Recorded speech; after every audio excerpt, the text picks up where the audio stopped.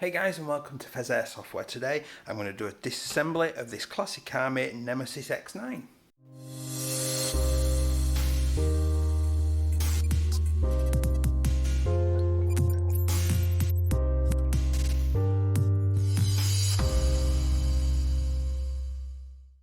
So a quick note on safety: if I'm unboxing, shooting down range, doing disassemblies, I always make sure I'm nice and safe. So I've always got eye protection on just in case something happens. Make sure mags are out and empty, and obviously unless I'm doing the shooting. Obviously that's using chrono, and make sure that there's no ammunition left in anything as well. So make sure you're doing the same. Hi guys, and welcome back. If you do enjoy my video today, please do like and subscribe because you will be massively helping me out. So here we've got the Nemesis X9 from JTAC. We've got it just long enough to do an unboxing and a disassembly. Unfortunately, we're still in lockdown in the UK, so I can't actually show this being fired. But never mind, I wanted to have a look at what's going off inside. So let's get started. If you haven't seen the unboxing, I have put a link down in the box, the description below, to get you into the unboxing of it.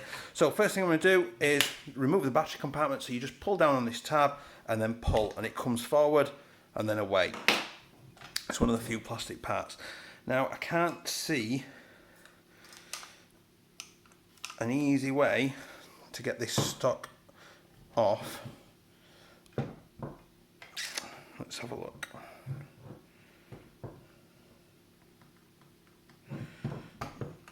Maybe if I get a flat head under there.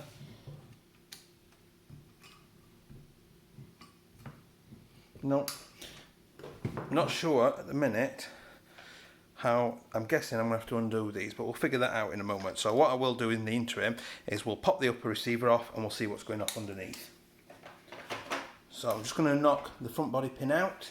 So just gave it a tap, came loose. It's one of the good ones, it clicks open. So I'm just going to close the dust cover up temporarily while we release that and go a little bit stiff. Oh, that's a little bit different in there. Right, so there's the charging handle. So having a look at this, we'll have a quick look at the hop. That is a teeny tiny little barrel. A little bit of muck and dirt in there. The barrel is not amazingly clean, but it's not bad. I'm adjusting and there's not, there we go, we're just starting to get, so that's fully hopped on. It's an alright amount of hop, it's not terrible. Just obviously not sure about how good a quality that is, but I don't think Classic Armies were renowned for having very good quality barrels sort of back in the day. Next thing, we're going to look at getting this front end off, so it's going to be that. Let's have a look what kind of size I'm going to need. Try that one. Where's me? There we go. So for this one, I've got, looks like a Torx 15. Yep, there we go. And that's loosening off. That is a very big meaty screw. So that takes out with it a little curved plate that came out of there. I'm guessing that one comes out as well. That came out as well from the other side, and that just slides out like that. Now you probably notice there's a little gap there you can see, and that has this little metal clip in it that helps to secure it around the receiver. So we're taking the front riz rail off, and that, I'm guessing, I'm probably going to need my adjustable grips on that, or I wonder if I can get that in. Again, I think Classic Army must be employing the same absolute brute to tighten these barrel nuts on as KWA, because that's not budging easily. So we'll leave it for now, but I'm guessing that screws off. Quite a long screw actually. There we go. Leaving you with a 14mm negative thread. And that goes back on again and just finger tightens. There's no grub screw in there or anything. So that's your upper receiver. So next we're going to have to figure out this stock and how this stock comes off. pretty sure I'm going to have to undo these two little bolts here and to get it off. So bear with me and I will get this sorted. So for lack of finding any other better way, I took the screws off and that opened this up. Now that's looking like some sort of ginormous flathead screw down there. So I'm not sure what to use to get that out.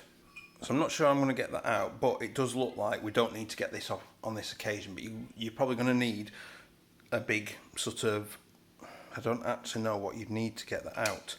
I mean, it's an interesting choice by them, and it screws into the back of the body, so whatever, we'll take it from there. That's quite a different design. I'm guessing that moves with the gearbox fine. I didn't notice that when I was test firing it during the unboxing. Either that's a little bit different. Everything's a little bit different on this, isn't it? Right, so next thing, the pistol grip. Is that actually just... Now that I really like. That's literally, wow, that's probably one of the nicest ones I've seen. Is just pull the little clip back, and it releases the top cover on the pistol grip. That's really quite nice, actually, and quite handy. How secure it is long term, I don't know. So just remove the motor wires. So the motor wires have come up the back and the usual orientation. So I'm guessing when I pull this out, the red wire comes up the back, the black wire comes up the front. So just to confirm, the black wire comes out at the front, round the bottom and up the back and onto its terminal. The red wire comes up the back and then over onto the front terminal. As a slight difference to other ones, there are 4 screws in here. I wonder if this is for security, because obviously it is such a weighty gun. So there are 4 separate screws in this pistol grip. Usually we get top left, bottom right, but this one is all 4. They are well in there as well. They're not like just loosely sat in there. That's it.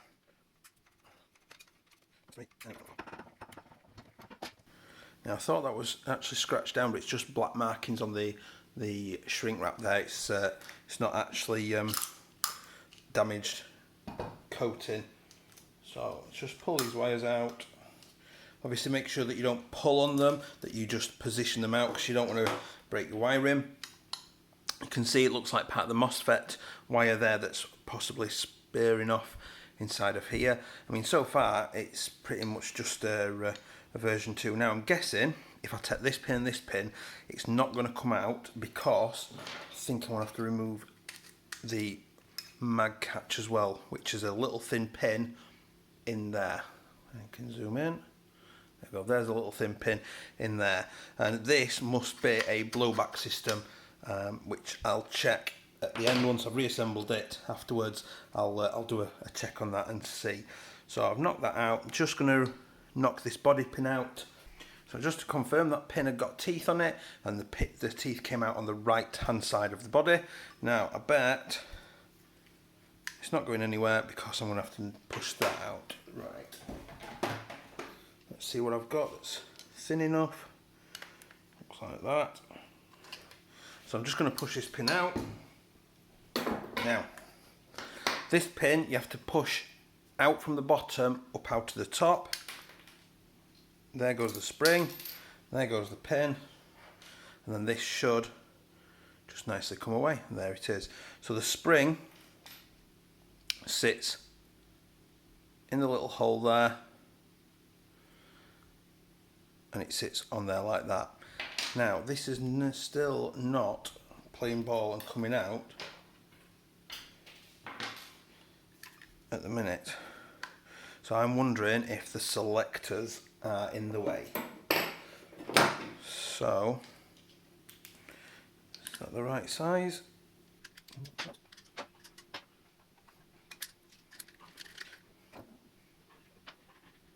Now I've taken one selector off. Please be careful, as there is a little ball bearing under there, that you don't lose that ball bearing, because obviously if you do, you've potentially lost part of it.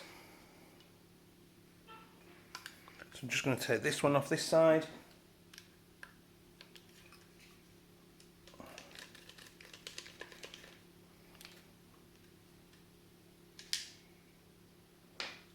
And it was that one that was keeping it in.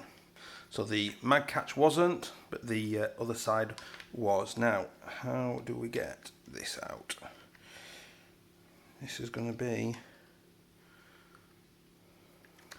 See, I didn't think that that worked, but that shows that that is a working. I think we'll have a look at that in a minute. This is going to be difficult to get out. There is a quick change spring system down there. Let's see if I can access it and remove it.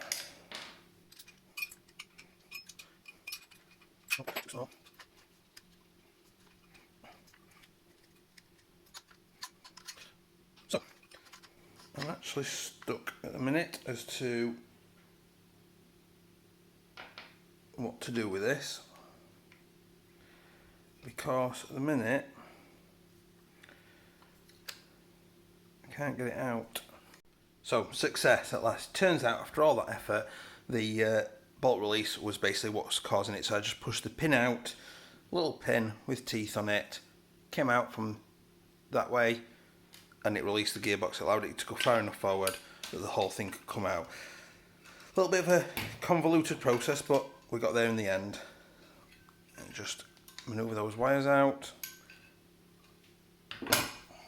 So we've got obviously the little bits of selector to put in place to marry up with where things go. It's obviously a little bit different how it's looking and working. Very different.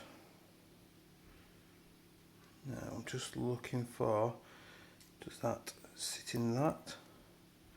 That must sit in that, yeah. So that's got a little bit of a D shape. I don't know if you can tell that properly. That's a flattened off side. I bring the original selector in. That's got flattened off side. So I bet that's taking it on that way. Right. So if I do that, followed by that. So that's the wrong way over. Slide that off. So the D flat part at the back makes the connection, so that's safe right now. And then as you rotate it, it obviously takes it around to single and auto. So that plate, once I finish dropping it, that plate will sit in there, engages with these gears here. These gears do just pop off. It all seems a little bit, I don't know, breakable, easily breakable. Then from the other side, you've got this gear that latches with, bring the other one in, latches with that, and obviously it's just positioning it to make sure that you've got that in safe to match the safe on the other side when you put it together. So yeah, it's not exactly the easiest of systems, is it? That really, I'd have thought better of Classic Army maybe. So that must be safe or thereabouts. That is a safe position. The little plate sits in there like that, so that is your safe. On the other side, so obviously the plate's like that. On the other side,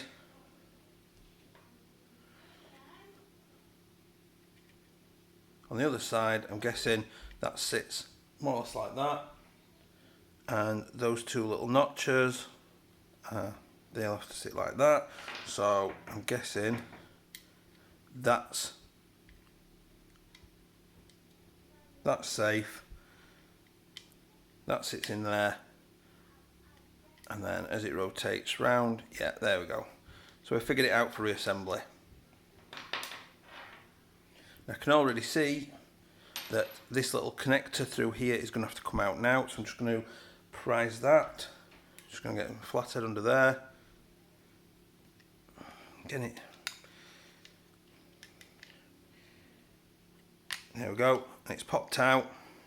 and it's just a little D flat connection to the other side to connect in.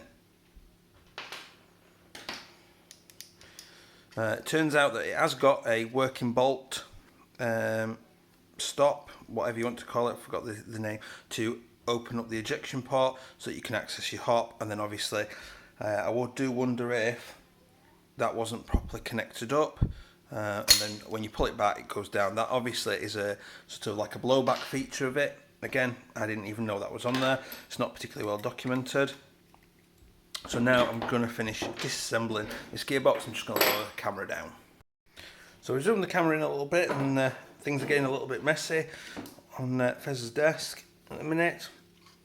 It says desk, it clearly means kitchen table. So I'm going to remove these top little screws, and we're going to get this cover off so that we can access all the screws easily on the gearbox. Oh, it's not that one.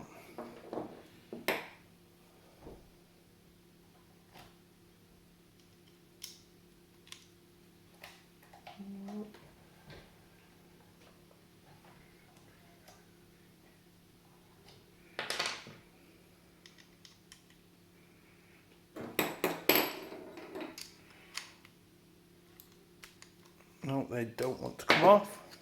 Fair enough, let's not fight with them then. Let's just go straight for the screws themselves then. I am forgetting actually that there is the quick release spring system to release here as well. It doesn't look like super easy to just do. Let's find the right size bit, that will help. I'll do, pop that one out, in, no, it's no in, just unscrews. I'm guessing that locks it against the back of the gearbox to keep it straight. So I'll unscrew this.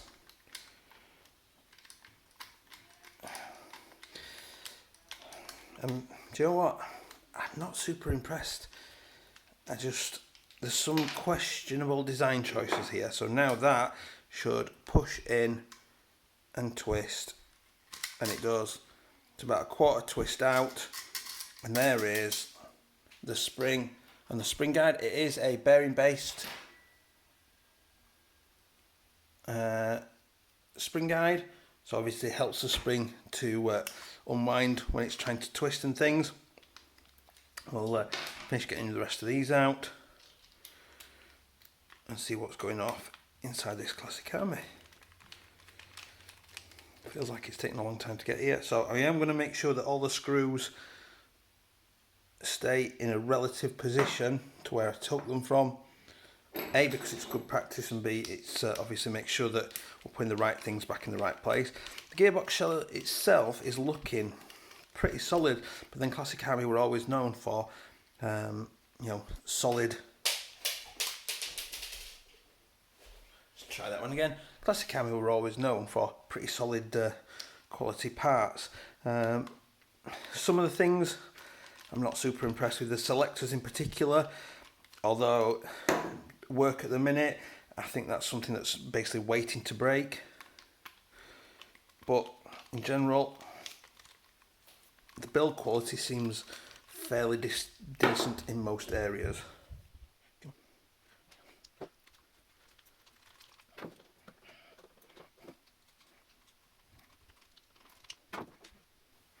When you remove this, just to note, the little spring sits like that, and that little bar there just pushes up against it, and this little notch here sits in the running guide there.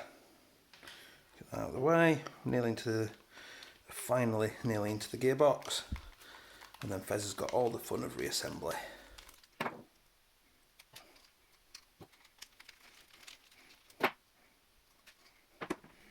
So let's open this up and see what's going off. Good that I've just lifted out all that time. Great, I'm such a spanner at times. Now, where did that come from? It's obviously some sort of spring-based system. Aha, it wouldn't have done. So Looks like that spring was under there the whole time and connects onto that little hook there. So there's a little hook underneath, the big hole goes on the big hook, and the little one goes in that little gap there. So I could have just lifted this up, pulled it back and up and out of the way. That's helpful to know. So we've got actually what mostly looks like a Chinese gearbox, if anything. It's looking surprisingly like, you know, a Chinese gearbox. So that's the trigger spring. So it's not it's a unique trigger. So that sits in there. This is a little bit questionable. I'm not going to lie. So basically, right. Wow, that sits in that gap there, and basically is compressed between the trigger tray, I suppose, and the actual gearbox. The gear set looks fairly standard. It looks like anything you get in most Airsoft gearboxes, particularly from a Chinese make. Now I'm guessing, come on, that looks like it's an optical sensor. The shimming sounds like it was fairly good from the test fire that we did on the unboxing. Let's lift these out of the way. Let's have a look at the air compression. It's looking like a Cyma gearbox to me. That's got, ooh, that's very, very good air seals. I literally, yeah, very good air seals. Let's try it with the air nozzle on. Exactly the same. So you've got really good air seals in there. That's really reassuring. That's a tappet spring, nice and strong. So look, the shims are moving out, the bushings are moving a little bit, the bearings are moving a little bit. They are all bearings in there, obviously for a high-speed gearbox. And that is screwed down. I don't know if you can hear, but it is a micro switch. It's a micro switch in there, and that does look like an optical sensor. I can't see, I don't want to bend it and move it. I'm going to have a look and see if I can get this out just to look at it a little bit more.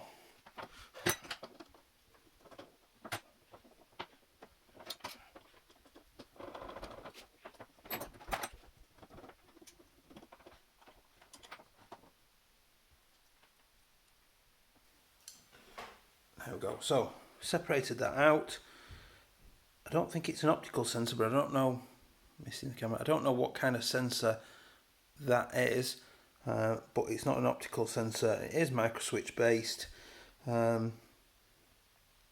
It doesn't look like it would take a gate in there, or even a standard trigger setup. It's basically a pretty unique casting there, which I'll be honest is a bit of a dubious design choice maybe. So although there's some good strong build quality in there, you know, things are looking really solid, I am questioning some of the choices that Classic Army have made with this. The gearbox looks like any other Chinese gearbox, I'll be honest. The MOSFET is clearly, it must be their own design or something, but I don't understand why they would have done this. So just to show you the underside of it, that to me does not look like an optical sensor. I'm pretty sure it's not, but I'm not a big electronics kind of guy. So it's a magnetic sensor, because there's a magnet mounted into the wheel. That must be a magnetic sensor to tell that the sensor, once it's been all the way around. So it's a magnetic sensor that's in there, just to clarify that point. I hope that's been helpful to you. I will show you the blowback on that system now, which will be after I've reassembled it. So now I've got it back together. Pull the bolt handle back. You've got to pull. There you go. You've got to pull out on the bolt release, and it does lock open. And then if you tap it, it goes back forward. And we'll just check and see what happens. So, semi. No, it doesn't. I thought for some reason I got it in my mind that it would operate that, but it didn't. obviously, as you can see. Overall, I'm not mega impressed. Externally, looks beautiful. It's really solid, really heavy, really weighty, feels really nice to hold. Internally, I think there's a lot of bad design decisions in there from my point of view. Just, you know, I think it's asking for trouble. There's too many proprietary things in there that can and possibly will go wrong. There you go, and I will see you next time. I hope that's been helpful. Please do like and subscribe. Bye.